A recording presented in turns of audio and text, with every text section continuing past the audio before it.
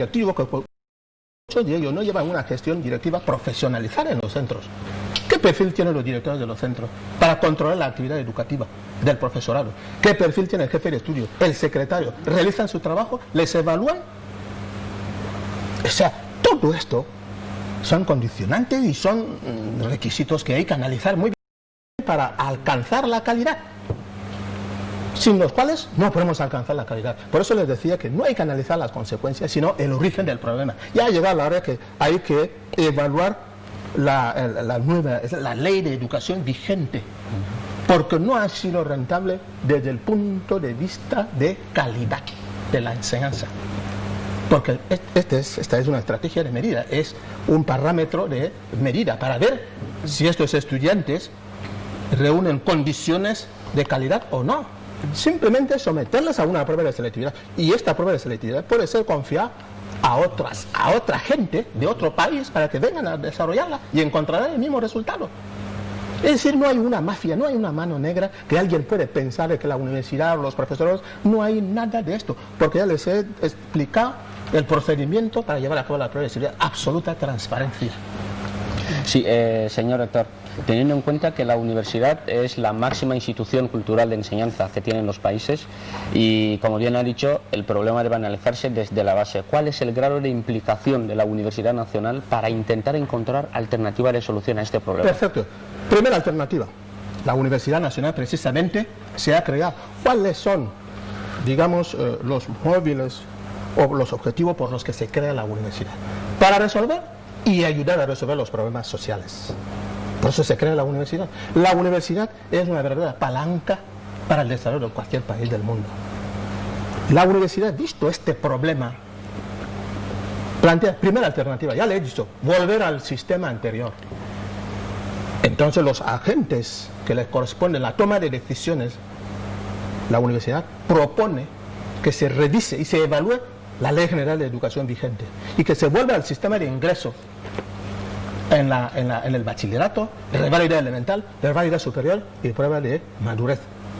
No se trata de un sistema regresivo, no.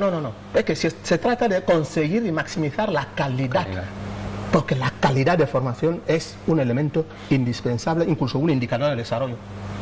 Calidad educativa. De cualquier estudiante que termina, digamos, la formación secundaria en cualquier país del mundo, se le somete a la prueba de selectividad en España, en Francia, y que lo apruebe, porque las materias son genéricas. Sí. Entonces, la universidad también propone formar un cuadro de profesores especiales para dedicarse a la enseñanza secundaria, para que impartan las materias específicas, matemática, física, química, latín, griego, etc. Materias específicas, porque ¿quiénes las imparten? ¿Y qué perfil tienen? Por ejemplo, ¿qué perfil tienen? Usted verá, cuando podamos establecer diferencias del nivel de rendimiento de cada centro educativo, ustedes verán de que centros educativos que imparten, cuyo profesorado es extranjero, por ejemplo, y tienen un perfil idóneo para ejercer la docencia, tiene mayor rendimiento. ¿Por qué? Porque son docentes específicos en la materia. La docencia es una profesión y exige unos requisitos y unos condicionantes para asumir dicha tarea en las personas volcadas o dedicadas para llevarla a cabo. Entonces, esta formación se tiene que llevar a cabo. Uno, editar un glosario, digamos, un glosario de ejercicios. ¿Cuántos años? Cogemos 20 años atrás. Se elabora un glosario de temas con los solucionarios y se edita y se reparte a los centros educativos. Es otra alternativa. Y después, constantemente, organizar, ¿por qué no? Organizar a nivel de la universidad y a nivel de las aulas universitarias cursos de capacitación de los estudiantes que no han aprobado la prueba de selectividad para que la universidad los prepare para la siguiente convocatoria durante las vacaciones. ¿Por qué no? Es decir, que son, digamos, las propuestas que estamos manejando en nuestra agenda para dar solución a este problema. Y evaluar después cuál va a ser el nivel de rendimiento. Yo tengo dos preguntas. Hago una, cuando el rector me conteste, hago la otra, porque yo creo que sería mejor. Excelencia, me acuerdo hace años, hablando de este tema de las soluciones que se darían a la selectividad, la universidad emprendió un camino que era tener contacto directo incluso con los centros de donde procedían los estudiantes. ¿Esto se ha podido hacer este año o por el tema de la pandemia se ha visto un poco retenido esta actividad, que era tan importante como abrirles también un poco al mundo universitario y así saben hacia dónde van a venir? Perfectamente, como lo ha dicho y lo dije al principio, que la presencialidad de la pandemia, el coronavirus, nos ha generado una crisis social. Cuando digo crisis social es justamente el sector educativo. No ha habido oportunidad ni posibilidad de que se pudiera, salvo que la reunión eventual y que le he dicho que se mantuvo con todas las directivas de los centros secundarios que participan en las pruebas, cuyos estudiantes participan en las pruebas de actividad, no ha habido otra oportunidad. Entonces, desde luego lo tenemos en la agenda y es lo que venimos haciendo en los años anteriores, un contacto previo, pero aún con este contacto no ha generado los deseados efectos positivos, porque los resultados han sido casi los mismos o peores. Es que el problema está en resolver el problema, lo que les he dicho.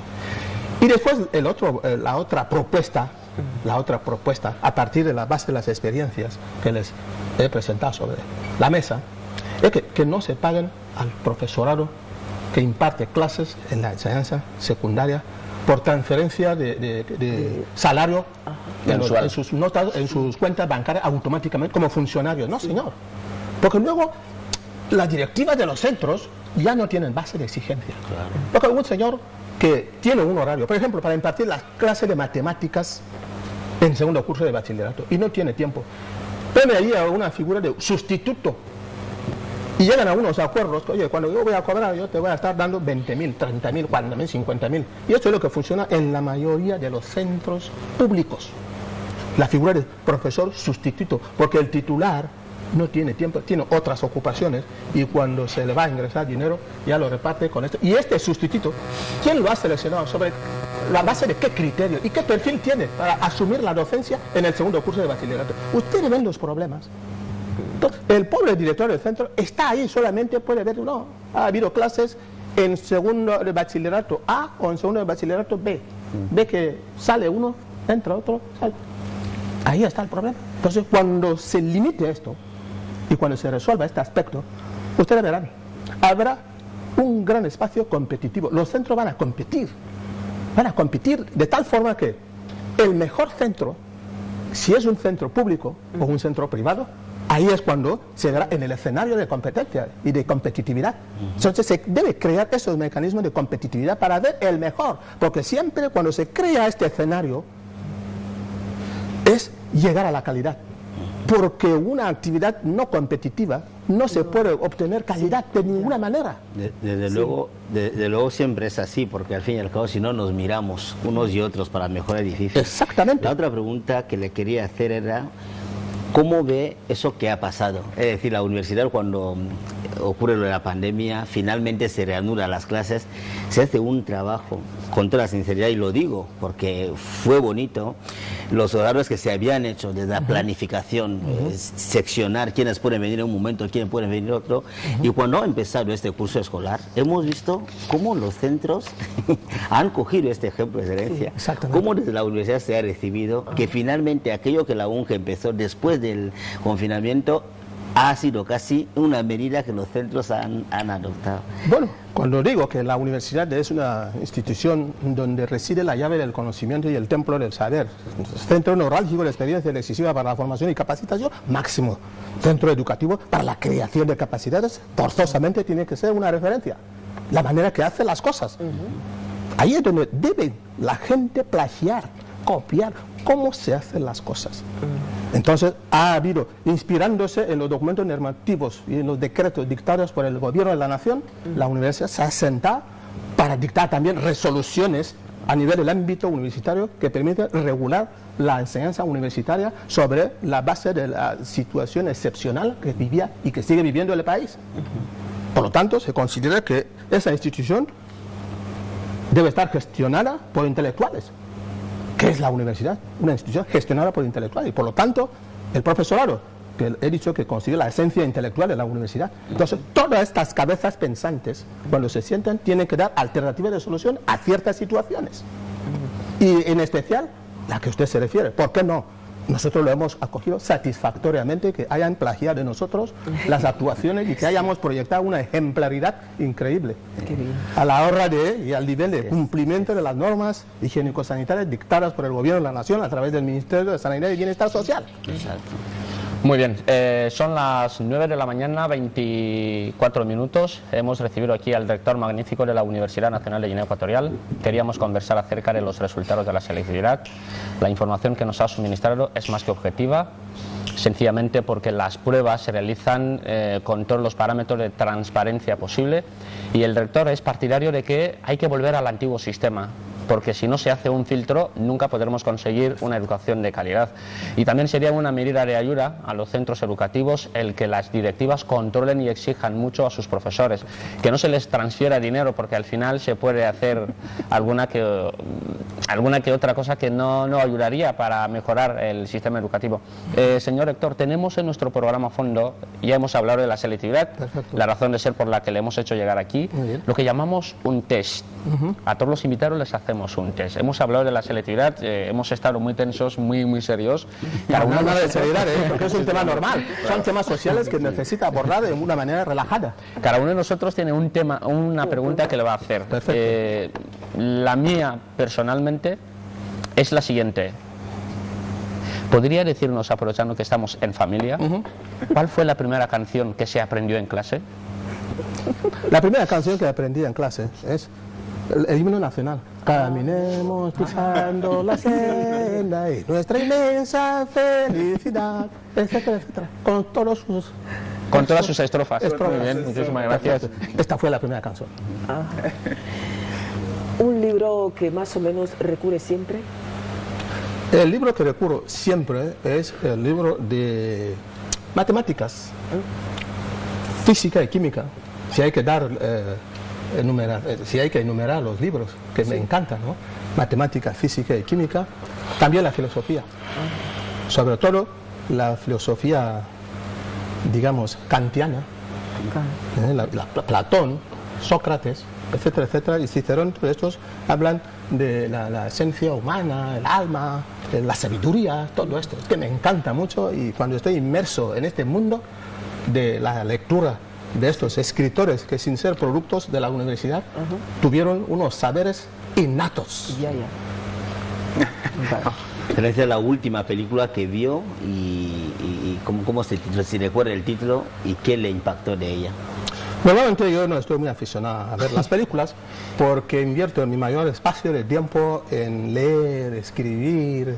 Es decir, que cuando uno ya ostenta una responsabilidad académica como la que ostenta, tiene que consagrar su vida intelectualmente, es decir, vida intelectual. ¿Y qué es lo que se entiende por vida intelectual? Estar inmerso y volcado, digamos, en los libros, en escribir, en redactar, en todo lo demás. Entonces, sustraer 5 minutos, también lo que yo miro muchas veces es National Geographic, ese canal National Geographic, porque ahí se presentan interesantes temas científicos, y son los que a mí estoy muy obsesionado con temas científicos más que las películas y todo lo demás. Pero no obstante, en un espacio de tiempo de máximo relajamiento corporal, intelectual y mental, podría ver las películas de la Guerra de las Galaxias.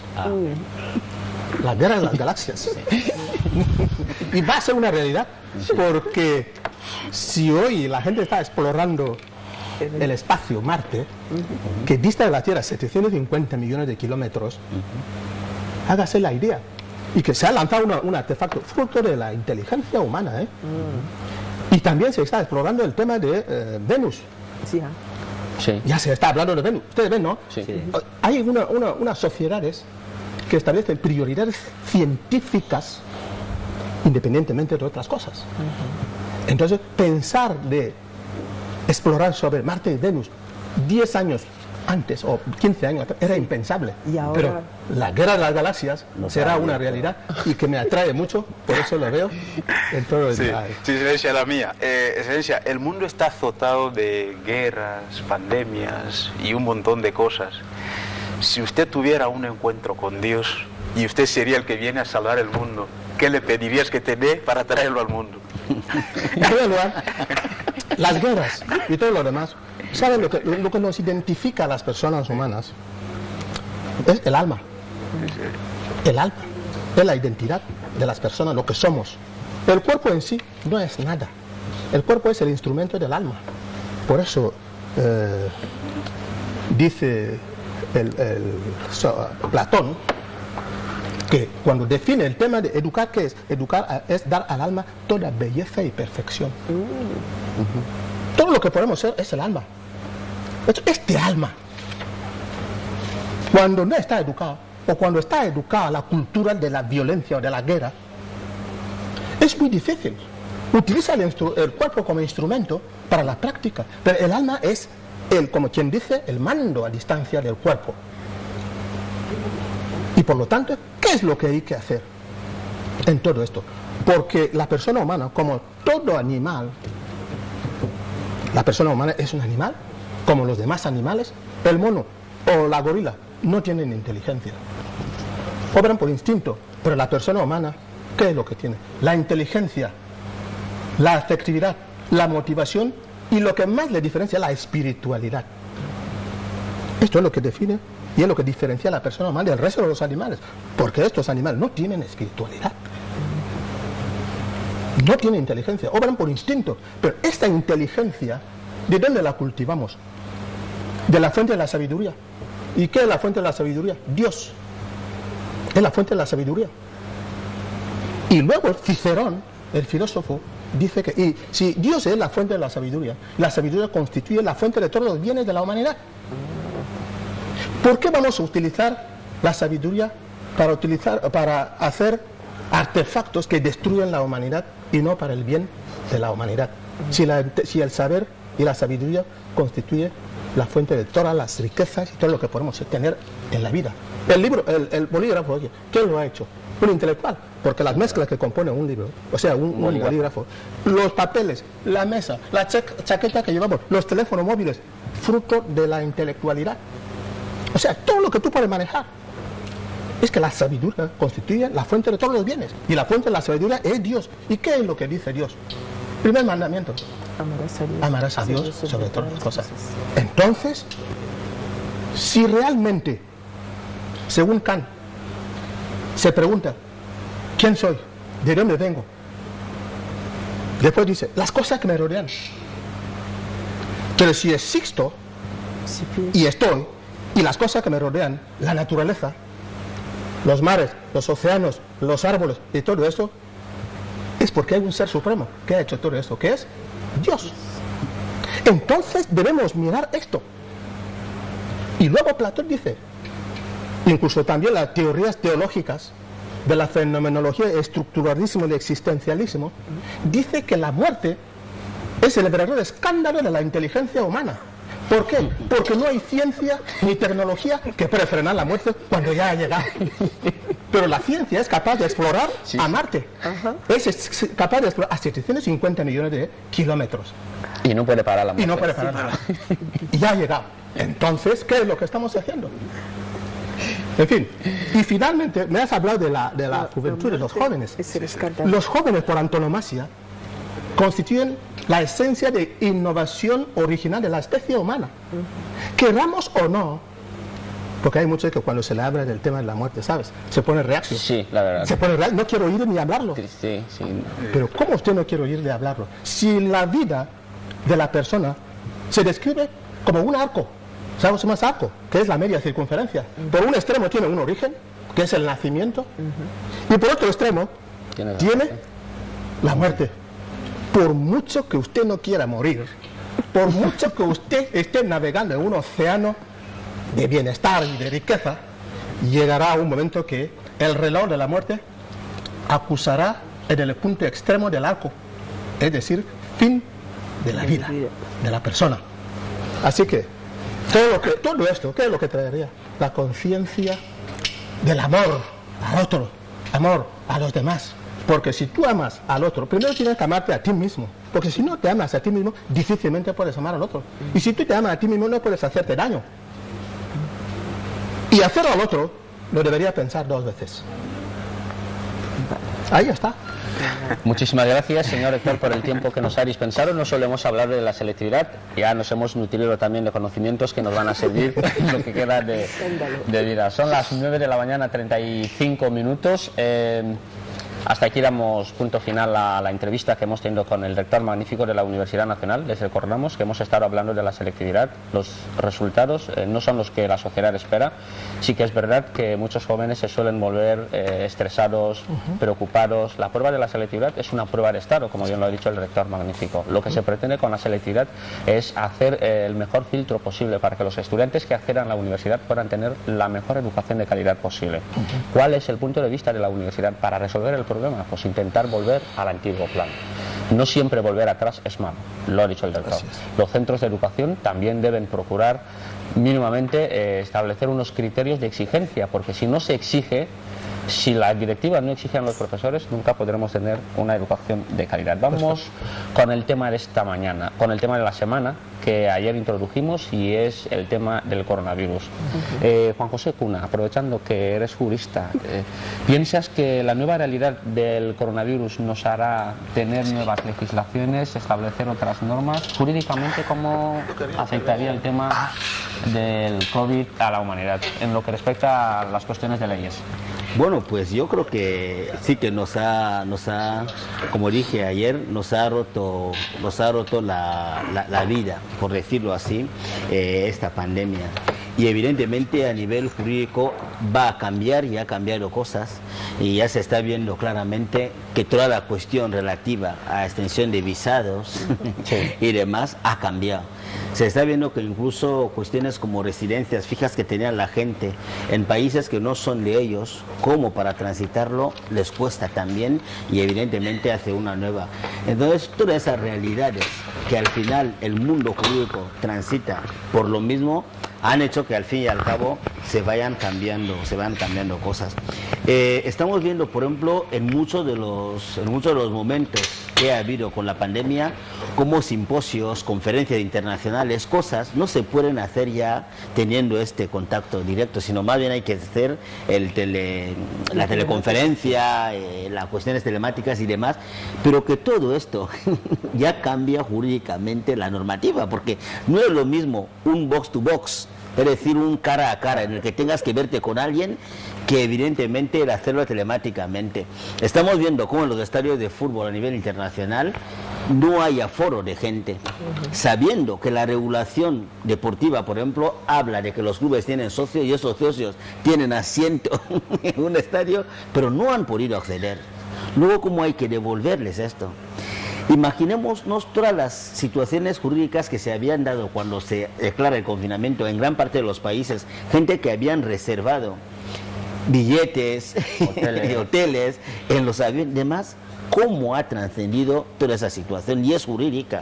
Desde luego que el coronavirus ha cambiado. Pero a mí me preocupa una cosa con el respecto al tema de las videoconferencias.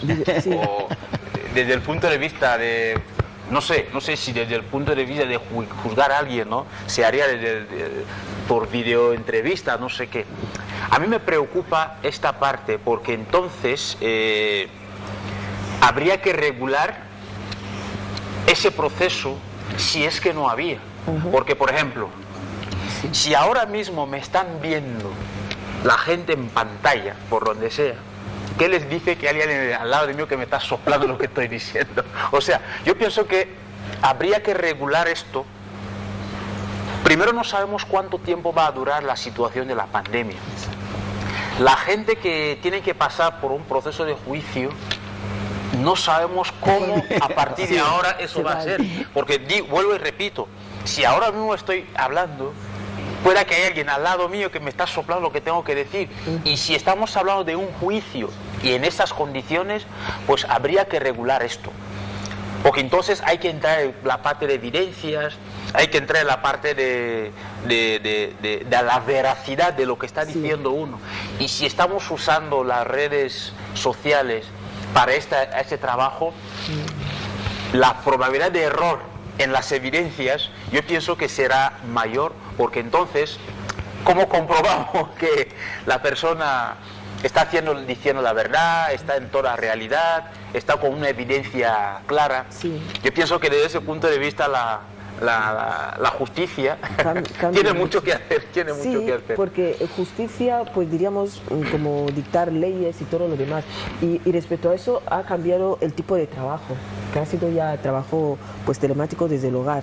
A veces se daba unos servicios, se daba un plus porque tú salías de un lugar a otro.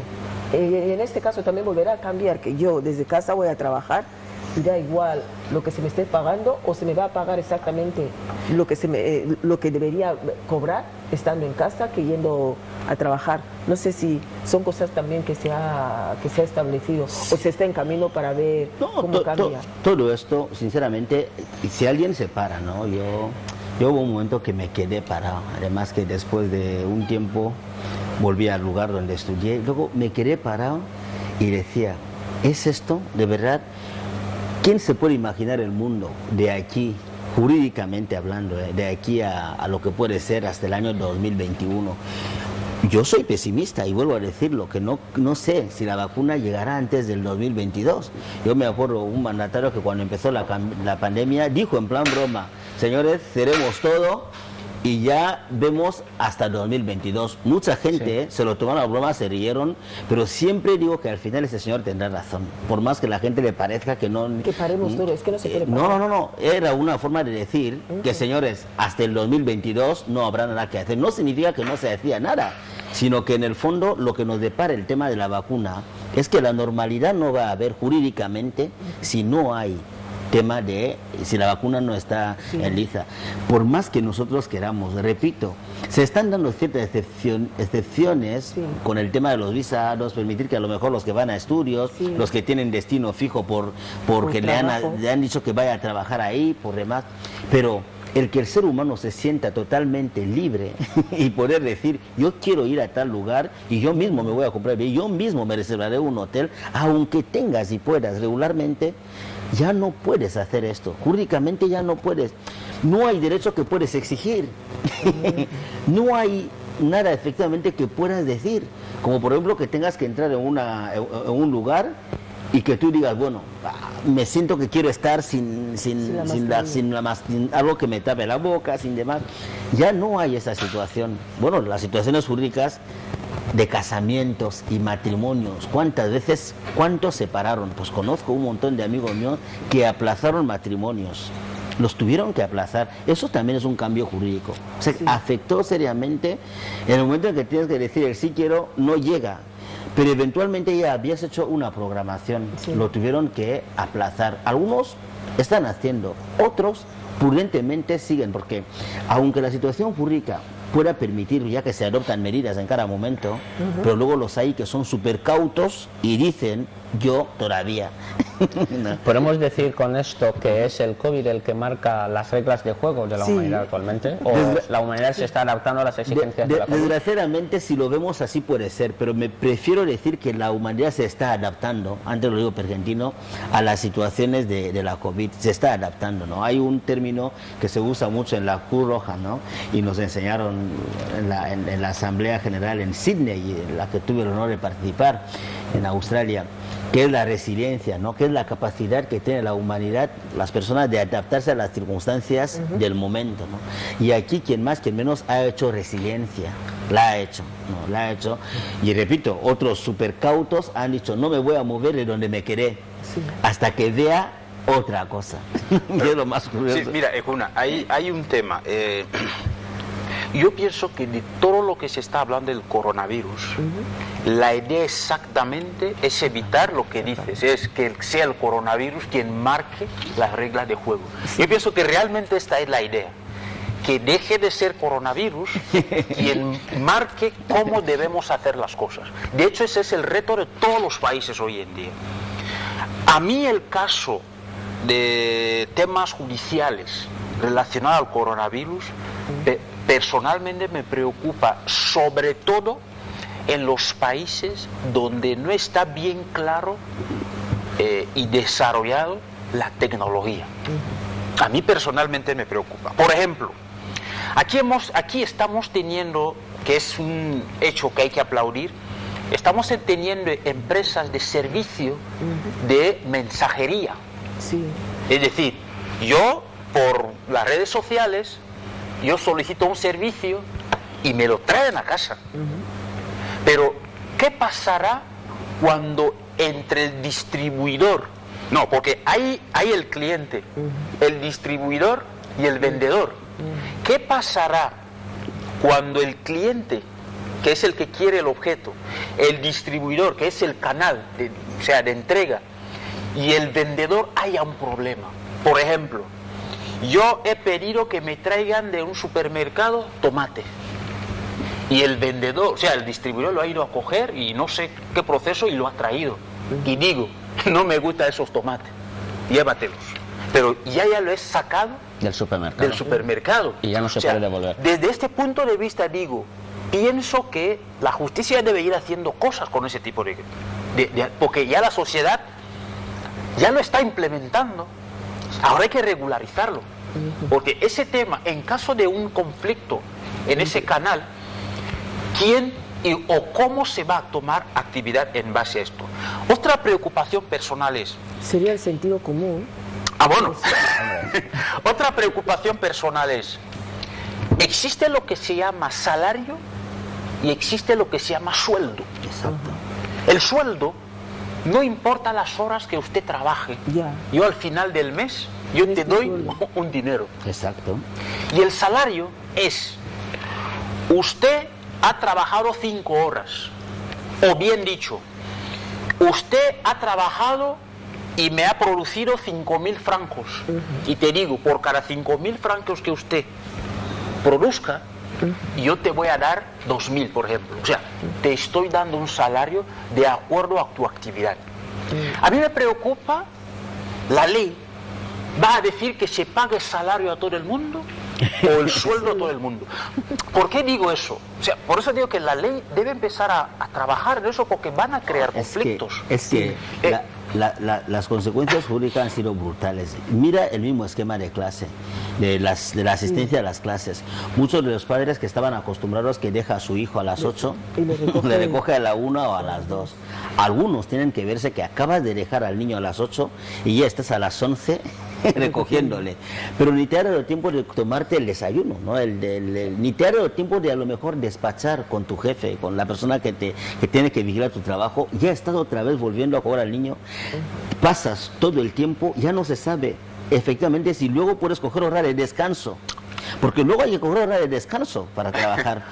Luego hay que volver. Hay que volver a regularizar realmente todo. Toda la cuestión del COVID ha cambiado, y como dice Pergentino, es verdad que se han adoptado medidas, pero si todas esas medidas tuvieran que afectar la normativa de manera reglamentada, porque lo que se ha hecho es que le ha afectado de manera instrumental y meritoria, es decir, con medidas de acompañamiento que se han hecho, pero si tuviera que afectar de manera reguladora toda esa normativa, ¿de qué tipo de normativa estaríamos hablando? Sería realmente una cosa rara, ¿no? Por decirlo así. Pero lo estamos observando. Más de 2, 3 turnos. Incluso los niños, muchos tienen que acostumbrarse a esto.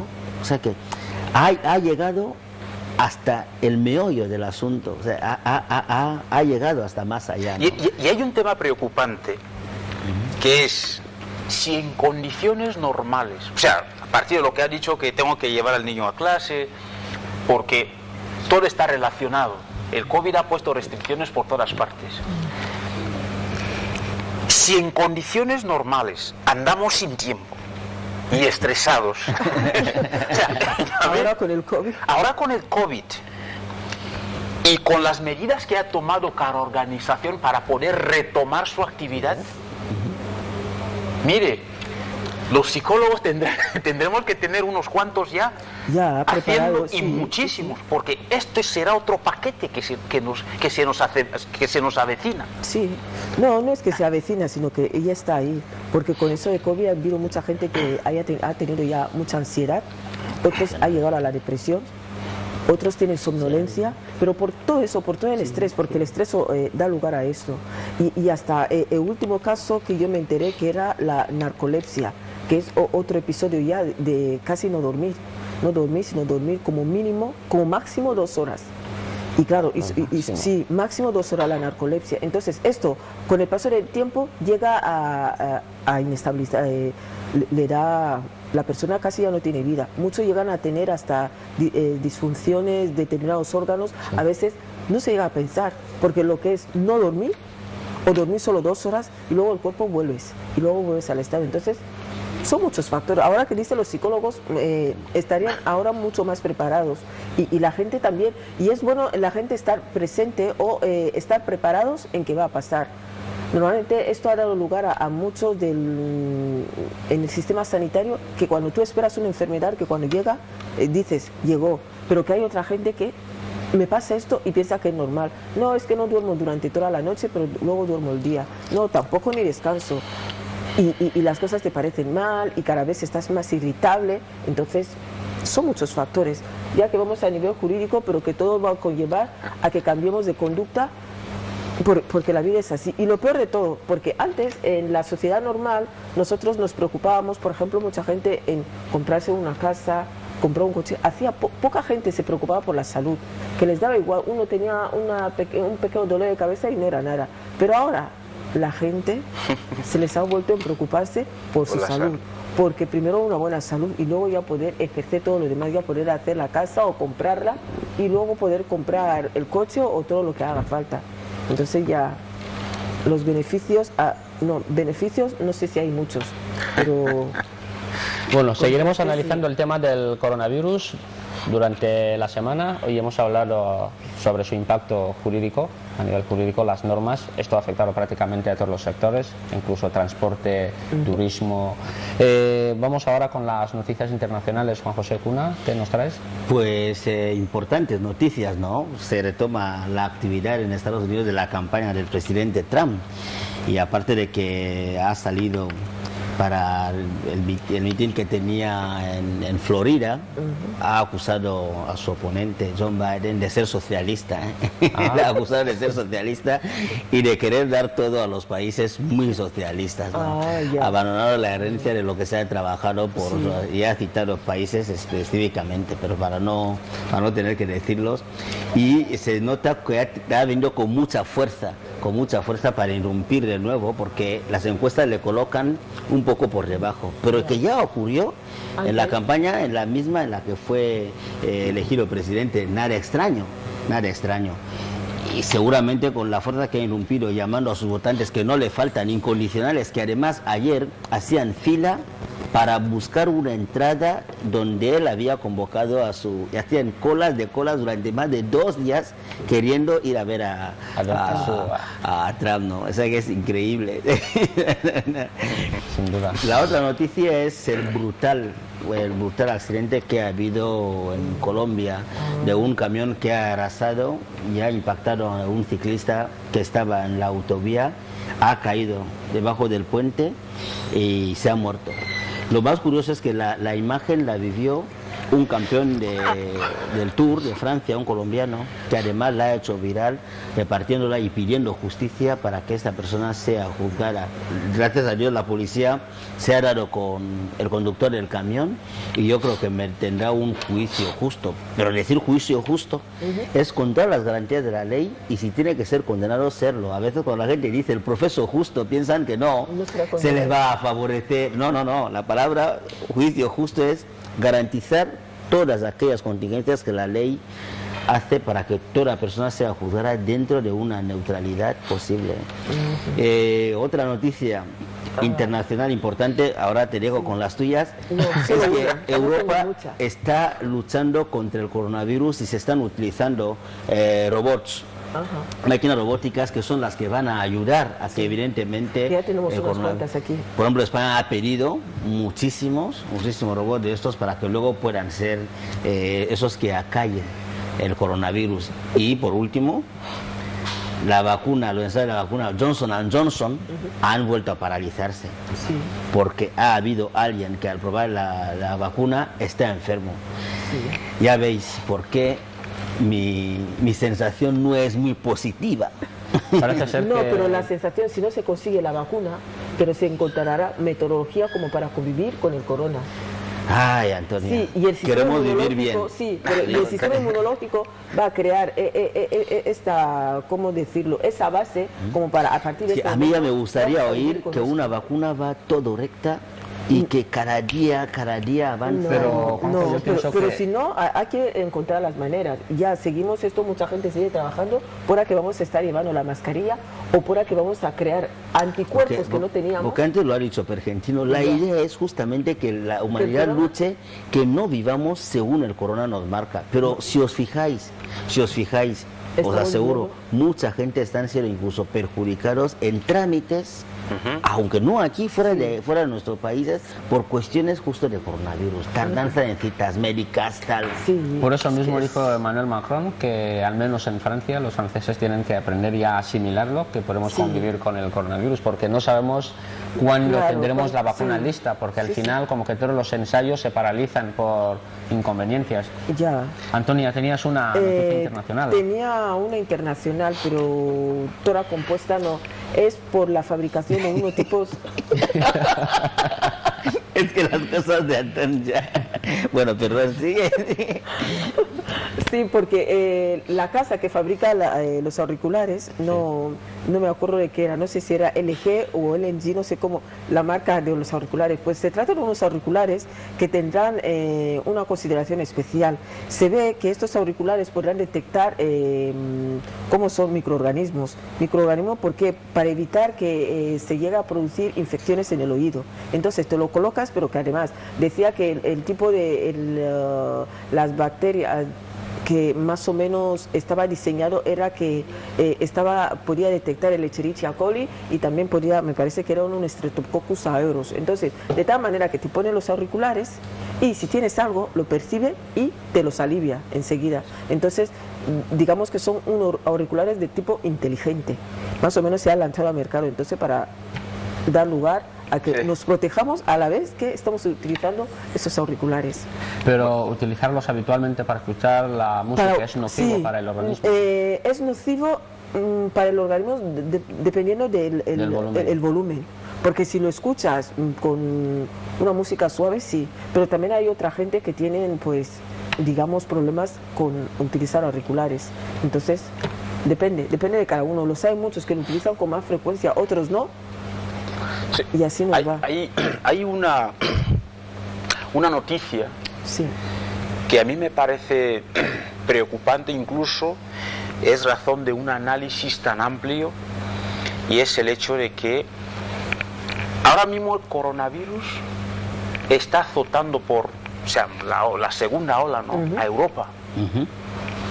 Pero Estados Unidos tiene coronavirus, pero también están en campaña para las elecciones. Para mí estas dos cosas que suceden a la vez son un peligro para la economía mundial. Suceden a la vez. Europa, concentrada con toda su atención en la crisis sanitaria, los rebrotes, podría obligarle a un otro confinamiento. Y el confinamiento por la segunda vez no sabemos hasta qué punto le podría llevar. Eso afectará a las fábricas, esto afectará a todas las producciones, ¿no? En dependencia del nivel del impacto que tenga ahí. Estados Unidos, muy independientemente del coronavirus, está el tema de las elecciones. ¿Qué pasa con las elecciones? La gente en temas de elecciones, los inversores están como en stand-by, ¿no? Esperan qué va a suceder, sobre todo para proteger su capital. Y cuando esos inversores están en esa postura, pues la economía mundial sufre esos esos achacos, ¿no? Y esta es una situación preocupante. Esta es una situación que incluso cada país debería ir tomando, porque a ver qué va a pasar, qué postura tomará la economía mundial, qué impactos, o sea, qué flexibilidad debemos crear. Yo pienso que ese es un tema que muchos países, no, muchos no, incluso todos, deben estar ya poniendo mucha preocupación. Otra noticia impactante a nivel mundial ha sido aquel restaurante en Brasil que ha abierto un señor y sin adoptar las medidas preventivas ha llamado a un cúmulo de gente. Incluso se podía ver como él mismo detrás de los cristales haciendo un poco de efecto de llamada, porque la gente, se abría un nuevo local, la gente acudió. Finalmente ha pedido perdón porque realmente no es de un buen ciudadano en un país que tiene una de las cotas más altas de incidencia de mortalidad por el corona. Llegar a hacer esto, sinceramente, no ha sido lo mejor. Y además es curioso cómo el informador, en este caso han dicho textualmente, y que tiene relación con el presidente Bolsonaro. Por favor, directamente, porque ya saben que el presidente Bolsonaro en algún momento ha sido negacionista, ¿no? En plan, hasta que él se enfermó de COVID, no dio lugar a decir insistentemente que ahí lo que me llama la atención es que diga y además muy relacionado con, por favor, cómo está el mundo, ¿no? Bueno, yo pienso que con más razón voy pensando que es el COVID el que irá marcando las pautas. Bueno, será aquellas naciones que tiren la toalla, porque yo pienso que hay que insistir. Mira, cuando hemos empezado ese programa, el programa de hoy, hemos analizado la visita del jefe de Estado. Yo estoy seguro que en su agenda está el tema del coronavirus. Es que el coronavirus no debe obligarnos a comportar. Es que, mire, acabamos de tener aquí al rector y yo le he preguntado, mire, la pregunta que le hice era tramposa. Y sinceramente él encontró la trampa mía. Me habló de la educación y del amor a los demás. O sea, es que si no tenemos educación de lo que hacemos, es que cualquier cosa nos va a doblar. Y el hombre tiene la capacidad de adecuarse a lo que y la adecuación no es el típico, mira, ya existe, de todas maneras estamos jodidos todos. No, la adecuación es, mire, ¿qué es lo que dicen los sanitarios como para que la crisis sanitaria no se vuelva crisis de otra cosa? Esto realmente es lo que se llama vivir con, y a partir de ahí pues el coronavirus empezará a sonar como algo de otros lugares, como algo de otro sitio. Pero es así, si no tenemos esa educación y suelen decir esos hábitos de hacer caso a lo que se dice, nos puede llevar el coronavirus en otro sitio. Porque hay unos entendidos que se encargan de estudiar los comportamientos, el porqué de las cosas, y tenemos que hacerles caso. Porque si decimos, no, es un otro más que canta, otro, entonces ahí sí el coronavirus marcará todas nuestras rutas. Por eso digo que será de aquellos que tienen la toalla. Porque no... Muy bien, yo pienso que el tema del coronavirus iremos analizándolo a lo largo de la semana. Llegamos hasta aquí a la recta final del programa de hoy, agradeciendo en principio a todos los telespectadores, a los que nos siguen, porque gracias a ustedes este programa es posible. Y ya tenemos en línea a nuestro compañero Fernando Acheme con el programa Matinales. Acheme, buenos días. Muy buenos días, muy buenos días. ¿Qué tal estás, Mariano? Estamos muy bien, gracias a Dios. Pues buena jornada tenga. Eso esperamos. Hoy, haciendo esta mañana un pequeño recorrido, aunque bueno, es una situación que llevamos años arrastrando, ¿no? Necesito conocer una cosa, Mariano. En las nuevas urbanizaciones tenemos las viviendas sociales exactamente, pero la instalación de los establecimientos públicos en este lugar, concretamente los bares, ¿una manera de ayudar a los vecinos o es para perturbar totalmente el ambiente? Bueno, desde mi humilde punto de vista, yo pienso que no debemos inventarnos cosas. Cuando se elaboran los planes de urbanización, hay un plan. Si lo de los bares no se ha previsto desde un principio, yo pienso que cualquier bar que se construye automáticamente rompe con todo lo previsto. Así que no me parece una ayuda. Incluso, Mariano, es como que nos damos cuenta como que todos esos bares son improvisados. Es más, nos traen conflictos. Y esto es lo que hay que evitar. Pero siguen y crecen cada día. Así que habría que tomar medidas al respecto. Estoy de acuerdo. Bueno, gracias, Mariano. Hasta mañana. Buen día. Muchísimas gracias, un abrazo enorme, ¿no? Y a todo el equipo de A Fondo. Muchísimas gracias. Mañana otra vez aquí en contacto con el programa.